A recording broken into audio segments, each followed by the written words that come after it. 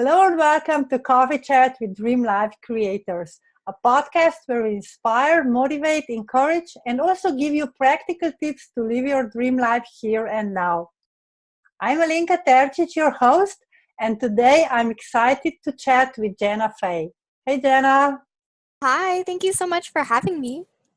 So Jenna is a full-time digital nomad, and this is what we will be talking about because I know a lot of, especially young people now, are looking forward to that lifestyle.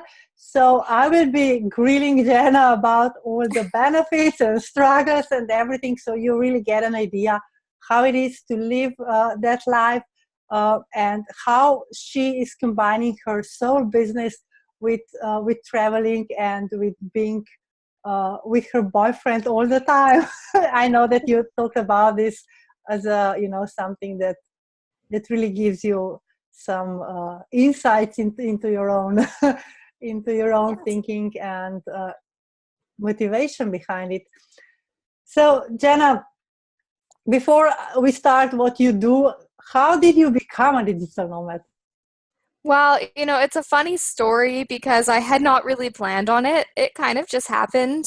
We had talked about my fiance and I for a long time about wanting more adventures, wanting more travel, and it was like some far off destination that one day. And when we decided to start living this lifestyle, we had literally just signed a lease on a house. We'd been living there 6 weeks. We had bought all new furniture. And we were literally just driving home from a personal development event, which actually really wasn't anything that special. But apparently, some shifts happened because over the 3 hour drive home, we decided let's just do it. So we started making the plans. 3 weeks later, we hit the road. So it happened really, really fast. And quite Wow. honestly, there wasn't a lot of pre planning that led up to it. We just pulled the trigger and made it happen. That was a year and a half ago now. No, that's awesome because a lot of people are talking, me included. I always talked, okay, I want to live around the world. But then the kids came, and then, my husband has a job, and, kind of never had the courage to do this step. Yeah. So Yeah. how was it? I mean, I know it was scary, but, what do you think that really tipped you into taking the action? Yeah, well, it definitely has been really liberating for sure, to say the least. And for sure, there's been ups and downs, but the payoff has been completely worth it. Like overall, it's been absolutely amazing. And to stop and just realize and get into the present moment and realize that it doesn't have to be some far off destination. There's always going to be a million and one reasons of why it can't happen, why it's not going to work. There's always all these excuses. And sometimes it maybe just isn't the right time for some people, which that's okay too. But when I look at my own personal situation, I was still over $20,000 in debt. I wasn't at a full-time income yet in my business, but we both were still working side jobs at this point. So there was a lot of reasons of why we probably shouldn't or couldn't do that. But for us to just make the decision and do it, we're the kind of people, when we give ourselves no other option, it's sink or swim. That really is what was the catalyst for us to take everything to the next level and to actually just have fun while we're doing it. Right. That's amazing. And I believe in the, taking the leap of faith, but we are often so scared of everything and, leaving the comfort zone behind behind. So how is your life not different now? I know that it's totally different, but what had you had to change to embrace this life? Because like you said, it's completely different than what you lived before, with the debt, with the house, with the, let's say, normal lifestyle. uh, Taking into this, how is this compared to that one? Yeah, quite a few things I would say has changed around that. I mean, biggest one is definitely comfort zone because I was so comfortable being uncomfortable in my comfort zone before. I was so used to my norm. I was so used to everything. I was so used to living in fear. And I kind of ripped all that away when we started traveling because we had lots of realizations that I realized, like, stability, I hope I can swear on this, is kind of bullshit. We realize that, That's you know, there true.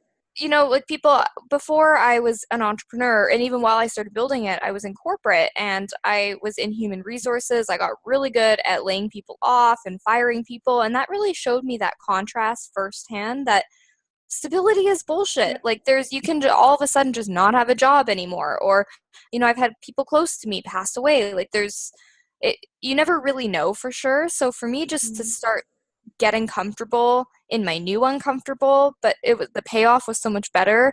That has been a huge change. Another thing that I've really experienced as well around that is just realizing that not everybody's going to understand or get it. Yeah. When I was staying in my comfort zone and I was doing a lot of what everybody thought I should, there's always some resistance, but I was definitely a people pleaser and always wanting to nurture everybody else. So to live this lifestyle, a lot of people think we're insane, even those that are closest to us. When are you going to get back in corporate? When are you going to do this? When are you going to settle down? Well, what about when you have a baby? And I was like, well, the baby will come with us. And I'm such a homebody. We will get a home base again eventually when we find the right place, and we'll continue to travel. But for me, it's just realizing I don't have to live my life for somebody else anymore, and that payoff has been tenfold, just actually enjoying my days and enjoying the experience, and it's allowed me just to have so much more enjoyment day to day than when I was just living everything for everybody else. Yeah, and I guess you appreciate those little things way more than you did before because everything was kind of laid out in front of Yeah. you Yeah. in that life. Yeah, absolutely. And I really have come to appreciate having a schedule and having some routine. When we first started our adventures, we took our RAV4 SUV and converted it into basically a camper van. We're not very tall people, so we took out the back seats, we put in a platform, and then our beginning of our adventure was really a mix of camping, because we're not really your traditional digital nomad. A lot of people hear digital nomad and they think it's somebody on the beach in Bali that works two Yeah. hours a week and they're rolling in millions. Spencer and I, my fiance and I, we are all about the experiences and the adventure. So yeah, sometimes we do go to fun resorts and we do these types of things, but we like backpacking trips, we like hiking, we like roughing it.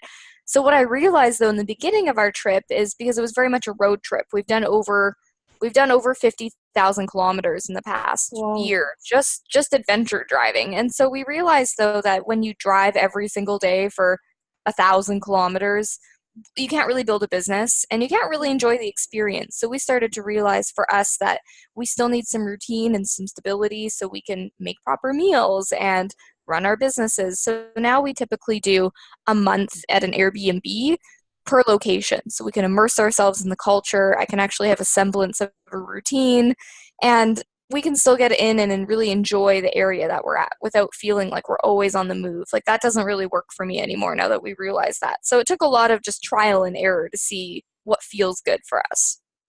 Awesome. And that was what I was going to ask because and I know my life is different and I love to travel and everything, but when I go somewhere, I want to see everything, I want to try Yes. everything, I want to connect with the place and then I forget about the business, It's like Yeah. I carry around a book or a laptop or whatever, but I never really do anything. And how do you handle this, let's say, pleasure side of the traveling with the business side where you have to have some kind of a structure where you have to have consistency and being present and everything, especially with what you do because you are in the coaching. You have to be in front of people, talk to them, and I know that you do a lot of Facebook posts, valuable posts, content. So how do you handle that? That's a good question that actually nobody's ever really asked me that, Awesome. surprisingly. And so, yes, there has to be balance of both. And so in the beginning, it was basically all pleasure and no business, but I realized very quickly that, you don't become a six-figure earner or a millionaire or whatever. You don't really become full-time stable income on your own as an entrepreneur if you're just immersing yourself in all the sites all the time. So that's where kind of the routine stuff and having self-discipline has come in, and creating a routine. So we treat it just like a business, and it's like I have to be my best employee. And so there's days, like right now, I'm visiting family, but I still took days. I'm here for 10 days, and I still blocked off 3 days for 10 hours where I'm working that entire day. So then I can enjoy those other 7 days. And other than taking some photos, doing a little content creation, a couple things, I'm not online on my phone the whole day or feeling guilty about it, because that's where I would get a lot of guilt before of, oh, I'm not in my business. So I had to figure out what worked the best for me in terms of scheduling, and also just starting to expand the team, having some assistance, making sure that things are properly running. I'm really fortunate to have my fiance run the business with me. So we just had to get creative, but really find a way where one thing that I always love talking about is work-life integration. I think in the employee mindset, like somebody that's come from a corporate job, is we're really taught about like work-life balance. You get your 3 or 4 weeks off a year, you work Monday to Friday, and then you unplug, in the evenings and weekends. But with this type of entrepreneurship, which I'm sure you can relate to, it's more about work-life integration, because as a coach, as somebody, an entrepreneur, social media, people want to see your story. They want to know your experiences. And so it's this work-life integration where I love my job. Like my work is my life, but my life isn't just my work either. And so it's blending those two things together to really have fun with the experience, not feel guilty when you are enjoying your adventures and your travels, but finding a way that you can showcase that in your work, finding a way that you can still be self-disciplined and have times for your clients, your customers, or whatever it is that you need to be doing in your business has been really key, and not just assuming that it's going to happen and fall into place. It's like being disciplined to create that space for it to still happen. Yeah, I guess it's different when you are, let's say, at home and then you travel and come back home, because that travel is really the time off and vacation and holidays. But if you are on the road all the time, you have to include all aspects of your life in that road life. Yeah. So yeah. You said that your fiance is your business manager, or he works with you. So how is that working? Because in my case, or in many others where people have jobs, they go to work and they are separate for those 8, 10 hours, 12 hours, whatever. They come together and they try. I hope that most of them try to be there for each other and talk and use those hours to connect. But what if you are with someone 24/7 all the time, with every decision, with every step that you make, with everything, even the bad days? Yeah, we are literally, actually, surprisingly, we're not together right now because he is on a backpacking trip. I'm across the country, and we're never usually apart, so it's actually really weird. But we are generally together 24/7. Mine is bathroom break, showers, going out and visiting people. Like, we're always together. And it actually works really, really well. We love each other's company. We talk about everything. We surprisingly never run out of things to talk about, but it takes a lot of really good communication, really both having this unbreakable, unshakable belief in where we're going. And it's a really nice blend because we both have figured out who's focusing on what in the business. So that was one thing that we had to figure out, because otherwise there's a little bit of clashing and we're both trying to do the same thing and it just doesn't really work. So we had to take a look at it from a business perspective. Who's good at what, who enjoys doing what. And so I'm really like the face of the company. I love doing the trainings. I love connecting with people. I love social media.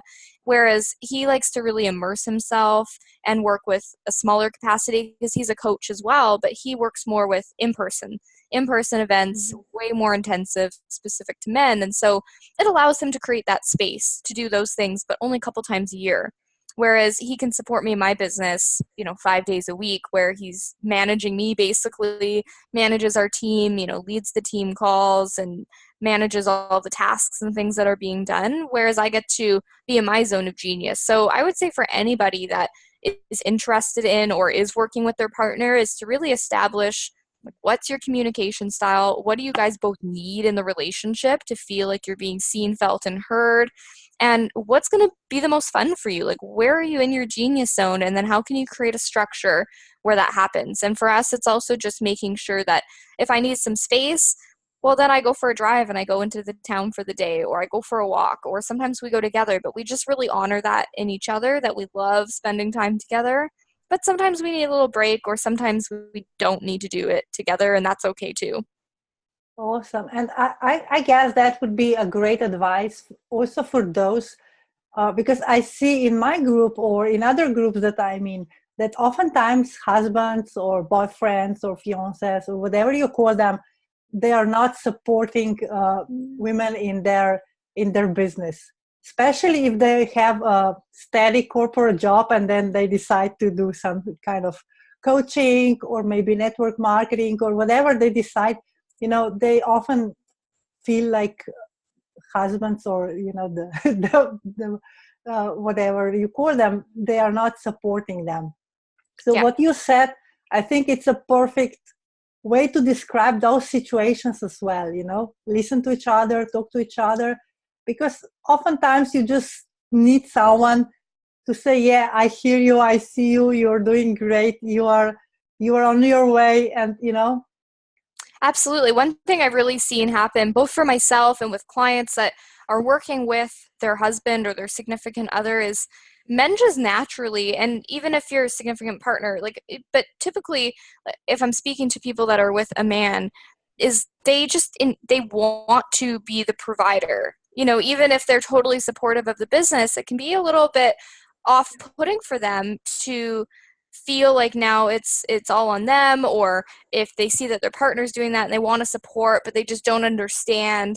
So communication really is key, of just letting them know that they are doing great and you appreciate everything that they're doing. And because sometimes I think they think that then we think that they have to stop doing what they're doing, or that we don't support that lifestyle, or if they're working in corporate. So communication is just so key, because I'm really fortunate that we get to do this work together, but not everybody is going to work with their partner. Not every person's partner is going to understand. And sometimes it just takes you really going for it and having that unshakable belief in what you're doing and who it's for and why you're doing it, and they will catch up. But sometimes they're just not at the same pace as you are when you're starting a business, and that's okay, right?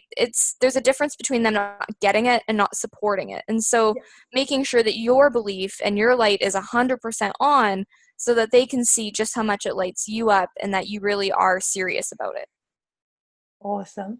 So before we talk about your soul business, because I see from your energy and how you are presenting, all these pieces together, that you are really, all about fulfilling your soul. And I really want to touch that.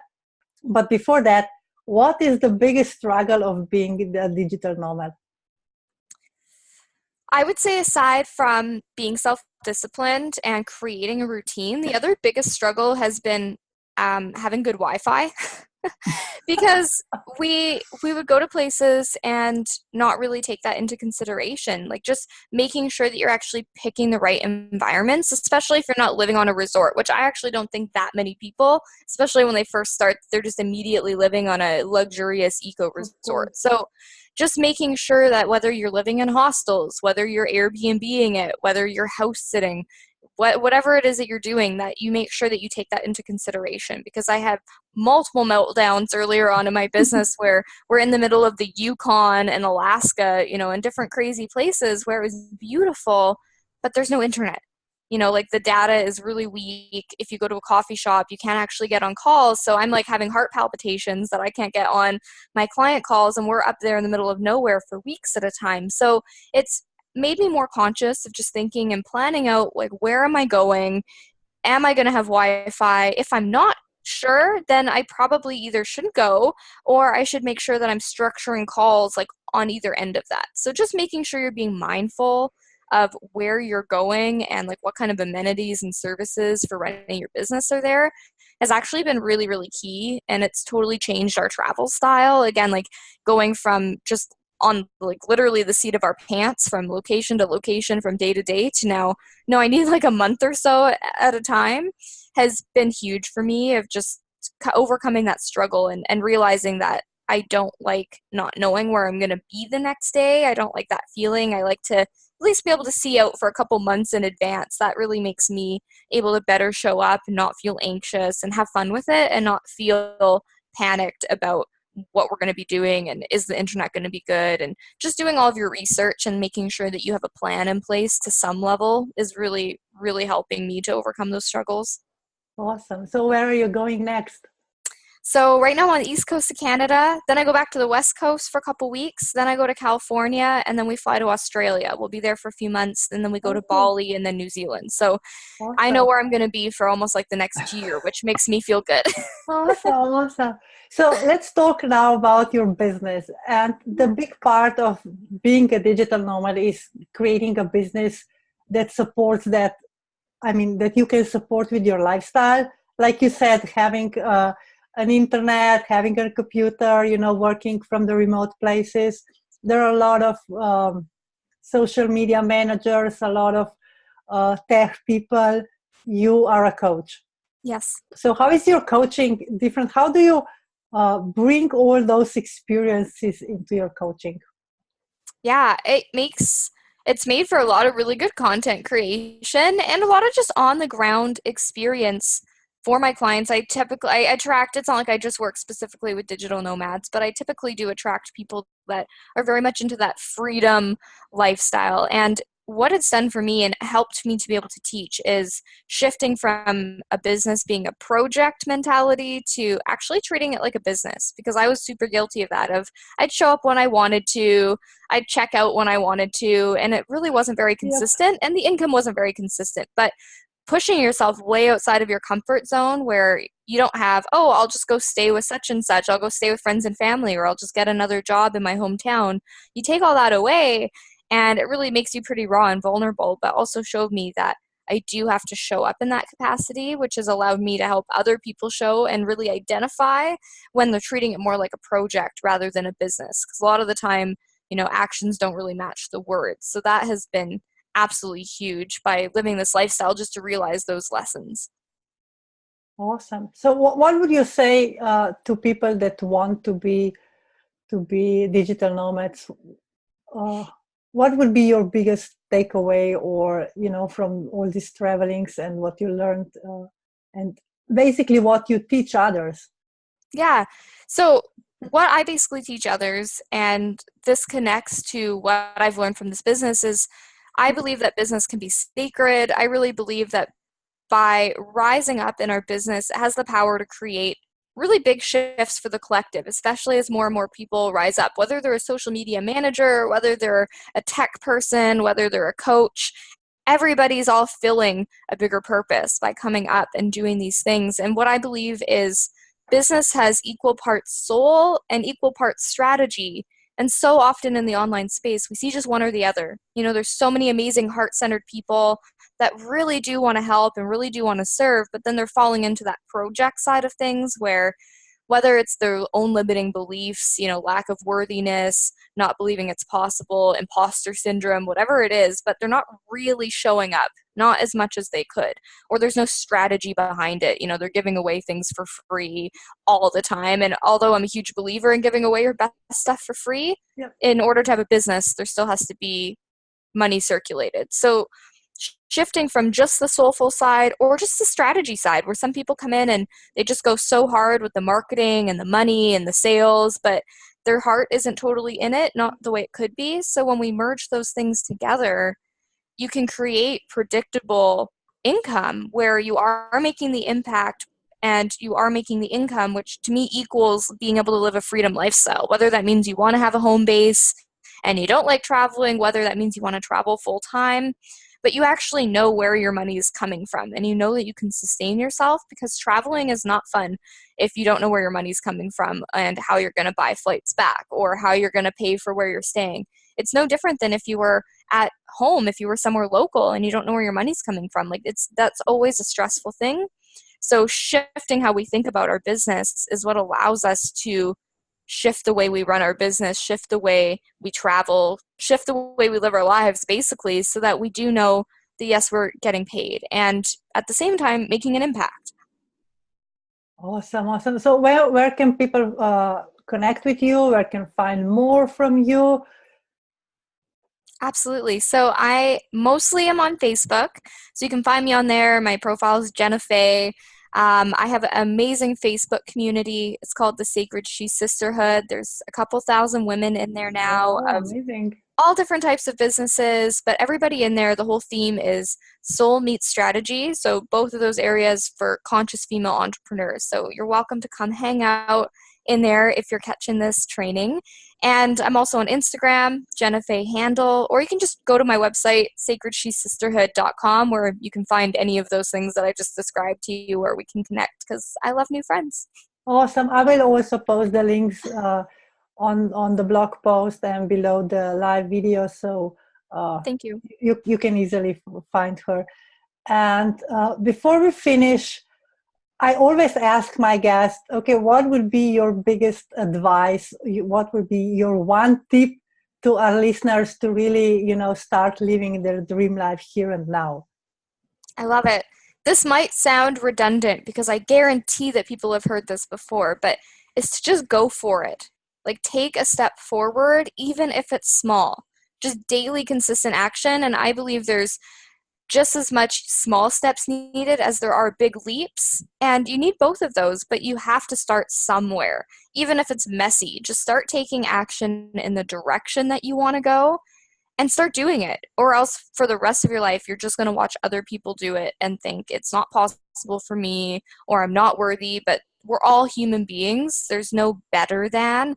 It's literally just people that have that next level belief in themselves to start making it happen. So that's my biggest piece of advice is just start somewhere, start taking action, and just know that you are completely and infinitely worthy and abundant and capable of doing it, but you have to believe in yourself or else nobody else is ever going to. Oh wow, awesome! I love this. Uh, yeah, amazing last last words for this interview, because yeah, you said it so perfectly. We are all worthy, and even the small step can lead you to big changes in your life. Absolutely. Thank you, Jenna, for being my guest. I really enjoyed talking to you. Thank you so much for having me on And today. This I'm was a looking blast. forward to see you all around the world and to your adventures, and of course your value that you're giving to the community and everyone that follows you. So yeah, uh, Thank you so much for having me on. This was a blast. And I just absolutely just have to say before we end this that I love what you are up to and the community that you have created. So anybody that is following along with you is in the right place. That is for sure. thank you so much. Okay, thanks for listening. I'm Alinka Tercic, and this was another coffee chat with Dream Life creators. Bye.